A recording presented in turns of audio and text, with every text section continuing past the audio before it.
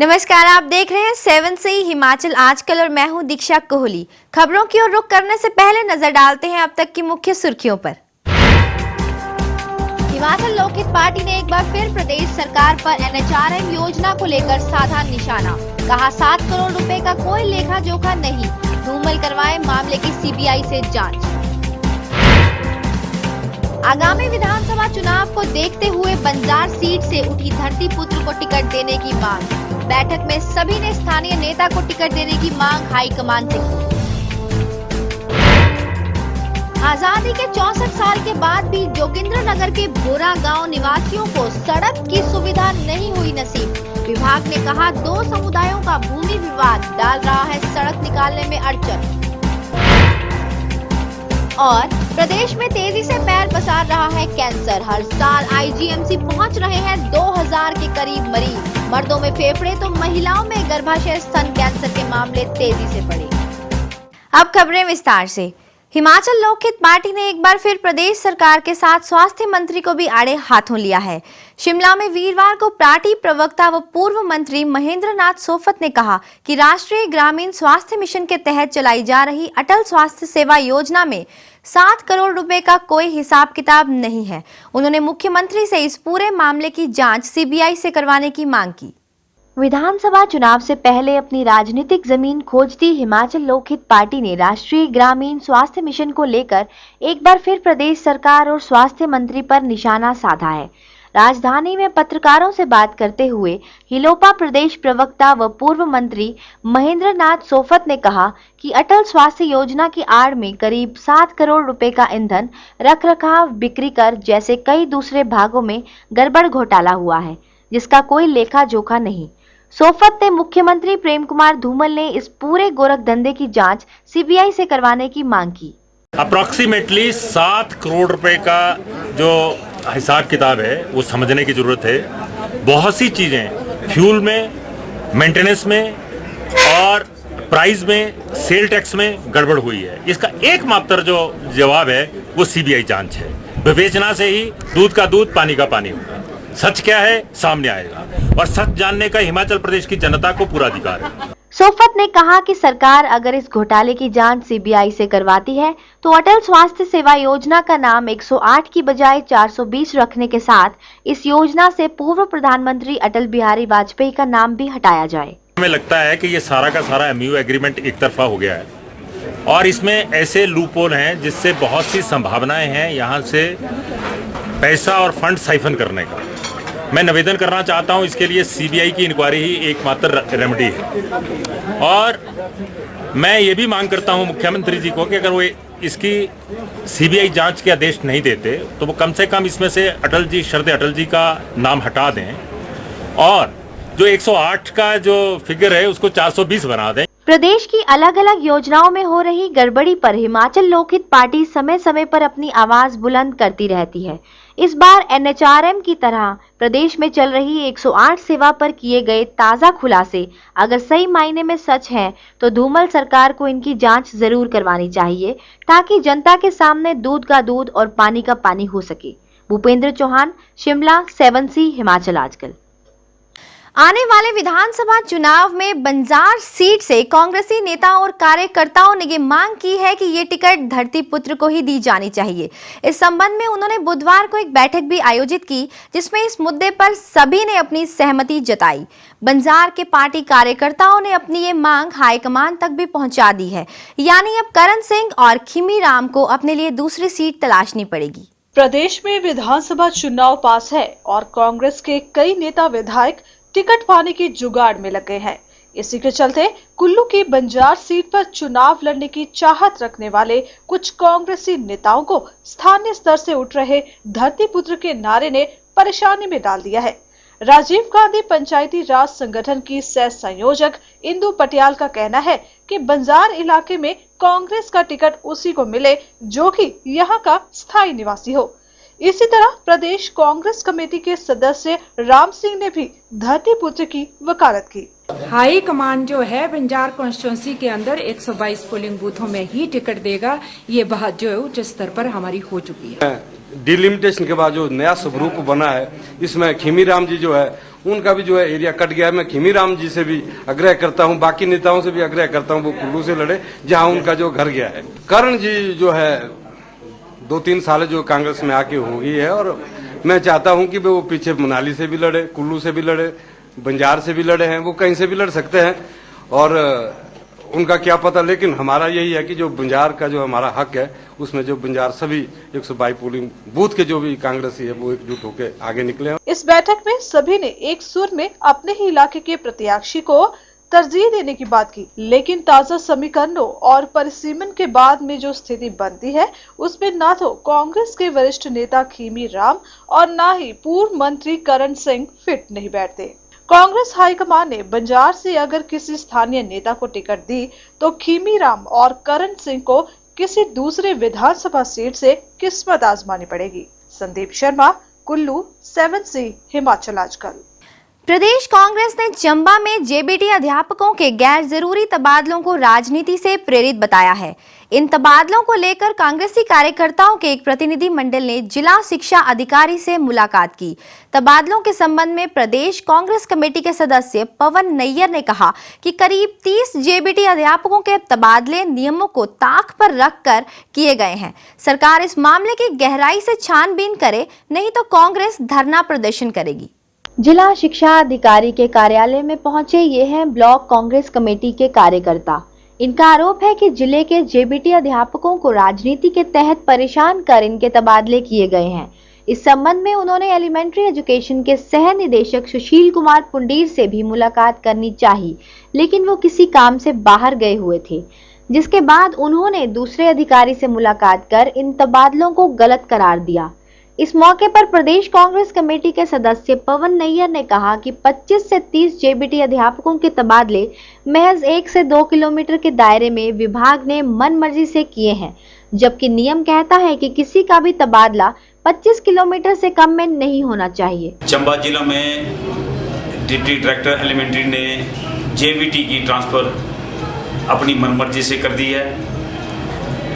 इस बारे में जब ब्लॉक कांग्रेस कमेटी का डेपुटेशन डी ऑफिस में गया तो ये पता चला कि डिप्टी डायरेक्टर टूर पे गए हुए हैं। हमें पूरा पता चला है कि इन्होंने चंबा में 25-30 ट्रांसफर जो हैं जेबीटी की वो इन्होंने की हैं, और ये इन्होंने एक नया क्राइटेरिया की कि म्यूचुअल का क्राइटेरिया का ये मतलब है कि 25 किलोमीटर के अंदर किसी की ट्रांसफर ही हो सकती है, परंतु इन्होंने 1-2 किलोमीटर पे ट्रांसफर कर दी है। जिला कांग्रेस कमेटी ने इस पूरे मामले की जांच कर तबादला करने वाले अधिकारियों के खिलाफ उचित कार्रवाई की मांग की है। हेम सिंह ठाकुर, चंबा, 7C हिमाचल आजकल। पंचायती राज विभाग आजकल पूरे प्रदेश में पंचायत प्रतिनिधियों को वित्तीय नियमों की जानकारी देने के लिए प्रशिक्षण शिविर आयोजित कर रहा है। नाहन में पौंटा विकास खंड की 8 पंचायतों का ऐसा ही 3 दिवसीय शिविर लगाया गया, जहां पर 55 पंचायत प्रतिनिधियों ने भाग लिया। इस शिविर में वित्तीय संबंधी रखरखाव और धनराशि के सही इस्तेमाल संबंधी जानकारियां दी गई। प्रदेश में आजकल पंचायत प्रतिनिधियों को वित्तीय नियमों के बारे में जानकारी देने के लिए चरणबद्ध तरीके से प्रशिक्षण शिविरों का आयोजन किया जा रहा है। इन सभी शिविरों को पंचायती राज विभाग आयोजित करवा रहा है ताकि प्रतिनिधि सरकार की तरफ से आती धनराशि का सही से इस्तेमाल किया जा सके। नाहन में भी पौंटा विकास खंड की 8 पंचायतों का एक 3 दिवसीय प्रशिक्षण शिविर आयोजित किया गया। इसमें पौंटा ब्लॉक के 55 पंचायत प्रतिनिधियों ने भाग लिया और वित्तीय प्रबंधों के बारे में विस्तार से जानकारी ली। जिला पंचायत अधिकारी सतीश अग्रवाल ने कहा कि इस प्रशिक्षण शिविर में प्रधान, उप प्रधान, पंच और सचिव स्तर के प्रतिनिधियों ने भाग लिया। ग्राम पंचायत के प्रधान, उप प्रधान, पंच लोग और सचिव लोग, इनके लिए फाइनेंशियल रूल्स के ऊपर हिमाचल प्रदेश पंचायती राज वित्तीय नियम जो है उसके ऊपर वित्त प्रबंधन का जो प्रशिक्षण है वो 3-3 दिन का कैंप लगाया जा रहा है। लोगों की संख्या के ऊपर जहाँ तक हम बात करें कि हमने 85 लोग बुलाए थे और 85 में से आज हमारे पास जो संख्या है वो 55 के करीब है। इस तरह के बेनिफिट से इनका जो वित्तीय से संबंधित जितना भी इनकी शंकाएं रहती थी उसका समाधान हो रहा है। इनका रिकॉर्ड अच्छा बनेगा, आगे जो फाइनेंशियल मैटर्स जो डे बाई डे इनको डील करने होते हैं उसमें इनकी क्षमता बढ़ेगी। इस तरह के शिविरों से जहां पर एक तरफ हमारे जनप्रतिनिधि अपनी दिक्कतों का हल, वित्तीय प्रबंधों, रख रखाव की बढ़िया तरीके से जानकारी ले पाएंगे, वहीं पंचायत जैसी लोकतंत्र की इस सबसे निचली संस्था को और मजबूत व सशक्त बनाने में भी अहम भूमिका अदा करेंगे। सतीश शर्मा, नाहन, 7C हिमाचल आजकल। खबरों का सिलसिला जारी है। फिलहाल 7C हिमाचल आजकल में वक्त हो चला है एक छोटे से ब्रेक का।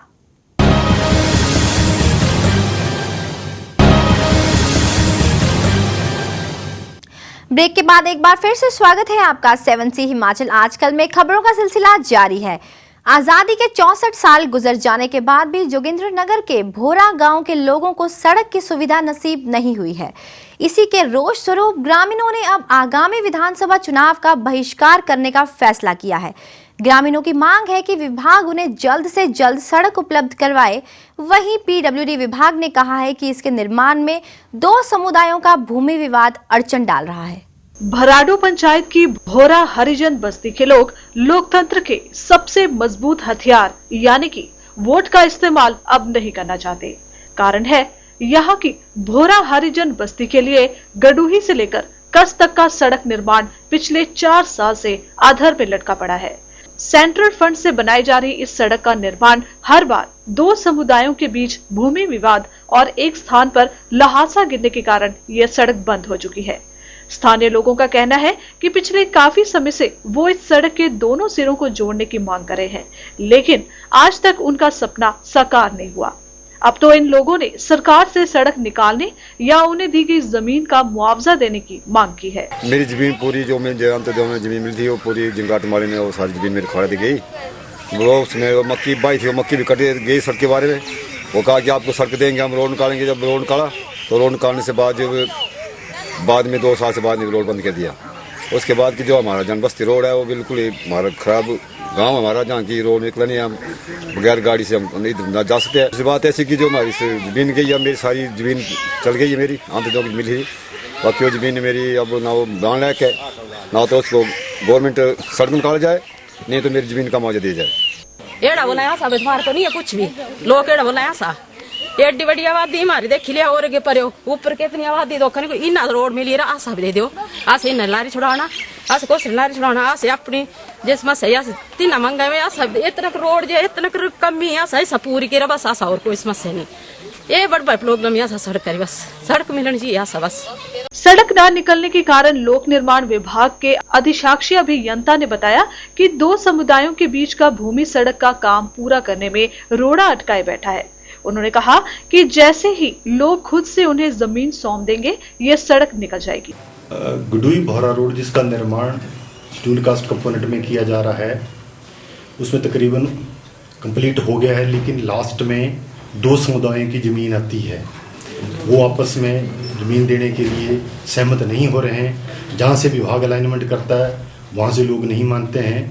जब तक या तो जिनकी मलकियत भूमि है वो विभाग को फ्री ऑफ कॉस्ट नहीं देते हैं या कोई ऑल्टरनेट और नहीं उपलब्ध होता है, तब तक ये सड़क आपस में नहीं जोड़ी जा सकती है। यहाँ के निवासियों का सड़क का सपना कब साकार होगा कहना मुश्किल है, लेकिन सरकार सभी गाँव को सड़क से जोड़ने की बात कर रही है।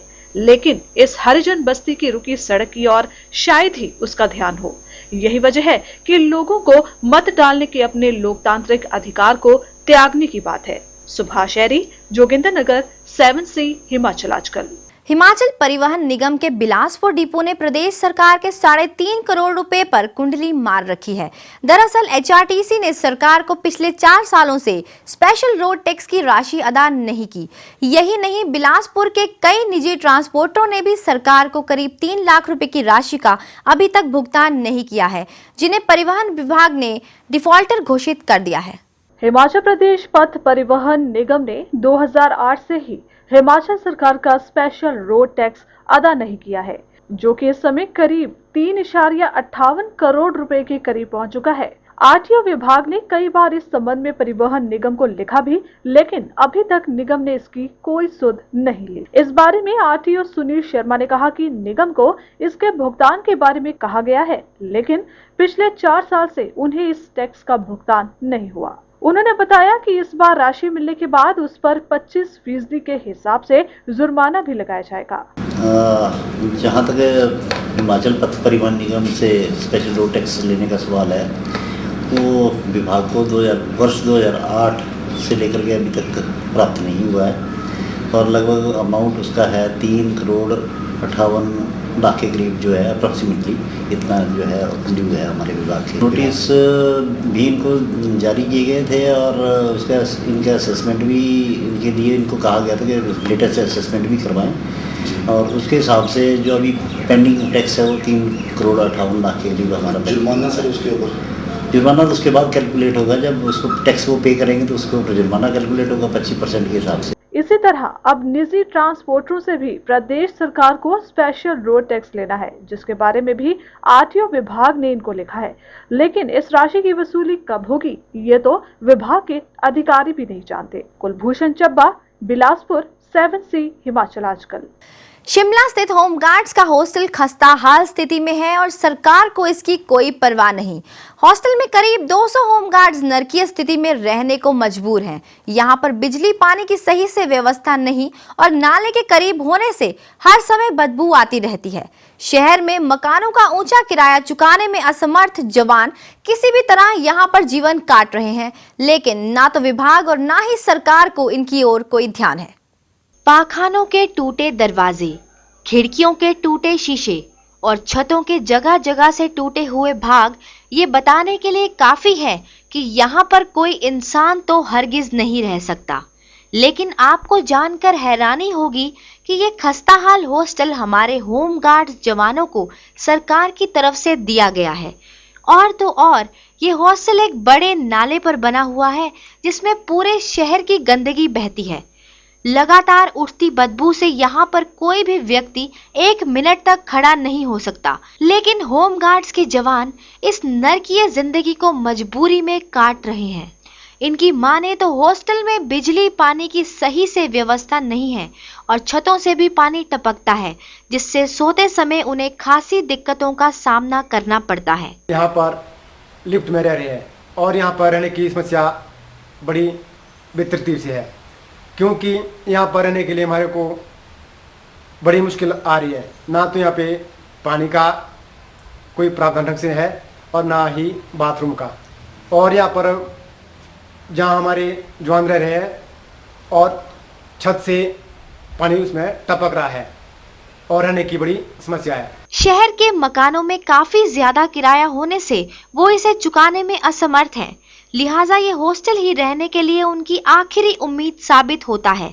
हालांकि इस हॉस्टल की दुर्दशा को सुधारने के लिए होमगार्ड्स के अधिकारी भी कई बार सरकार के सामने इस मसले को उठा चुके हैं, लेकिन कार्रवाई आज तक नहीं हुई। ऑफिस लायक जगह नहीं है। ऑफिस ऐसी जगह में थोड़ा वातावरण, लाइट, सारी सुविधाएं उपलब्ध होती है। हमारी सरकार से गुजारिश है कि इस ऑफिस की स्थिति को मद्देनजर रखते हुए शीघ्र इस पे कार्रवाई करने की कृपा करें, ताकि जवान स्वस्थ रहें और ड्यूटी पे सुचारू रूप से चल सके। पहले से ही पेंशन, वेतन भत्ते संबंधी विसंगतियों से जुड़ रहे होमगार्ड्स के जवानों पर किसी भी सरकार ने दरियादिली नहीं दिखाई और अब तो हॉस्टल की लाचार दशा देखकर पता लगता है कि प्रदेश की सरकार ने इनके साथ कितना सौतेला व्यवहार किया है। ब्यूरो रिपोर्ट, 7C हिमाचल आजकल। वातावरण में तेजी से बढ़ रही ग्लोबल वार्मिंग का प्रभाव अब साफ तौर पर दिखाई देने लगा है। इसका सबसे बुरा असर पड़ा हिमालय के ग्लेशियरों पर, जो कि तेजी से पिघलते जा रहे हैं। एक अध्ययन के मुताबिक 2003 से 2010 के दौरान ग्लेशियरों के सिकुड़ने की रफ्तार 2 गुनी से भी ज्यादा हो चुकी है। इस संबंध में मनाली के हिम व हिमखंड अध्ययन संस्थान के निदेशक असफ घोष ने कहा कि ये काफी चिंताजनक विषय है कि हिमखंड इस तरह से खत्म हो रहे हैं। वातावरण में बढ़ता प्रदूषण और पहाड़ी इलाकों में तेजी से लगती औद्योगिक इकाइयों का असर अब साफ तौर पर वातावरण पर पड़ने लग गया है।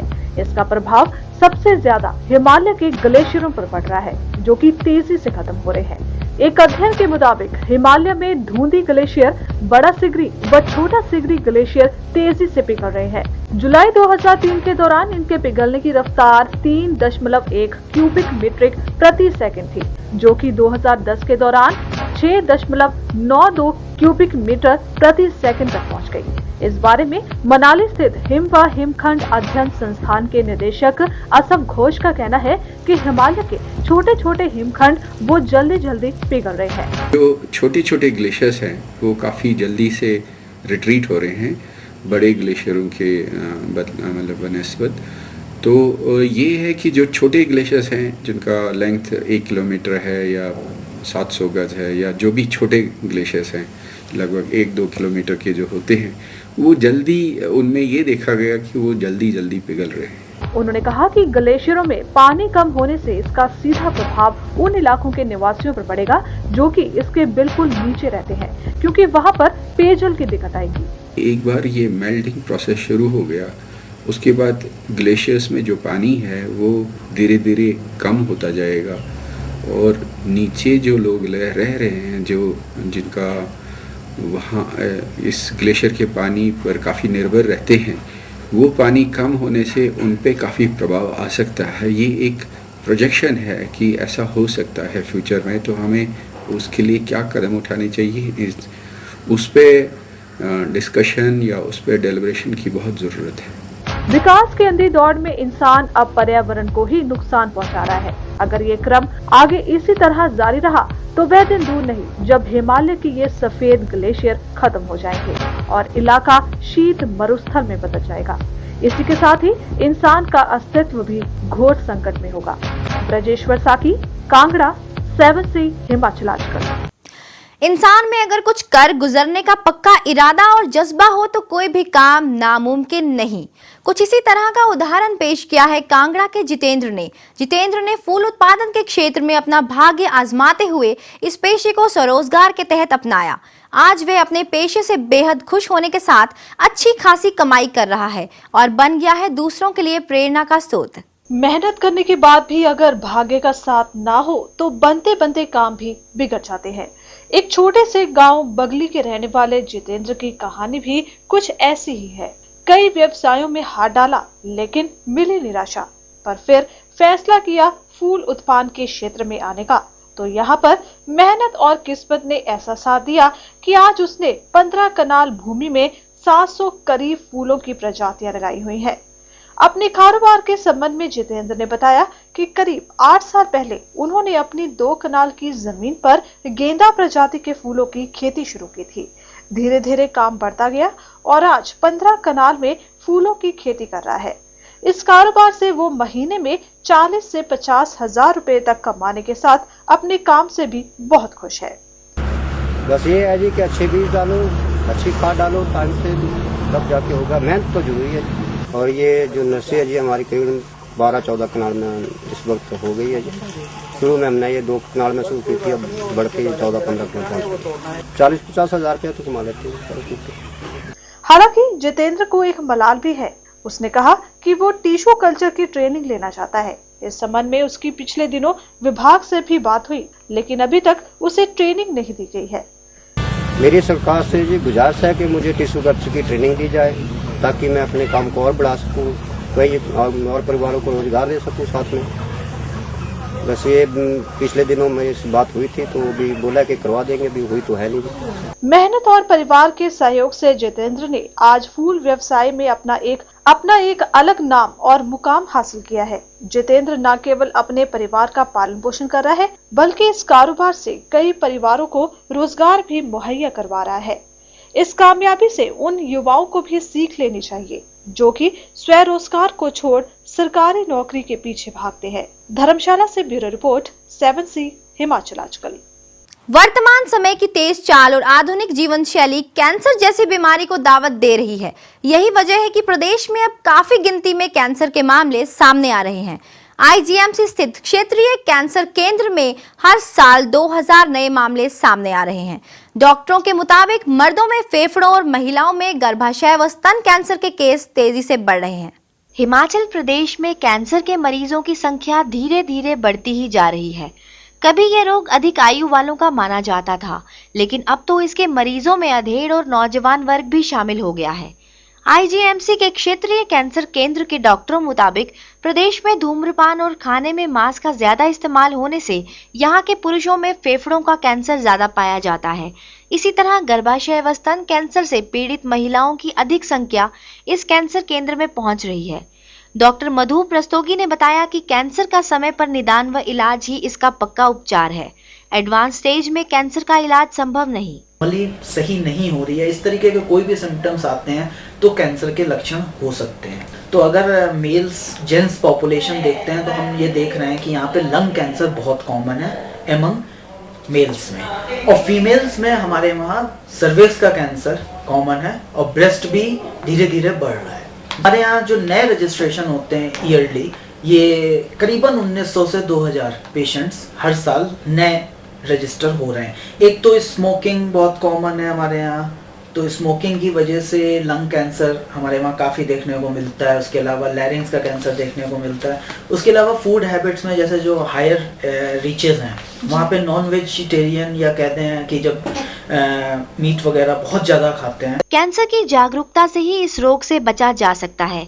अगर किसी को ये रोग हो जाए तो उस व्यक्ति को तुरंत अपना इलाज शुरू करवाना चाहिए। इस तरीके से वो इस बीमारी पर काबू पाकर कुछ समय के बाद ही फिर से सामान्य जिंदगी जी सकता है। Bureau report, Shimla, 7C Himachal आजकल। फिलहाल इस बुलेटिन में बस इतना ही। हिमाचल की तरोताजा खबरों को देखने के लिए रोज देखते रहिए 7C हिमाचल आजकल। अब मुझे यानी कि दीक्षा कोहली को दीजिए इजाजत। आप बने रहिए 7C के साथ। नमस्कार।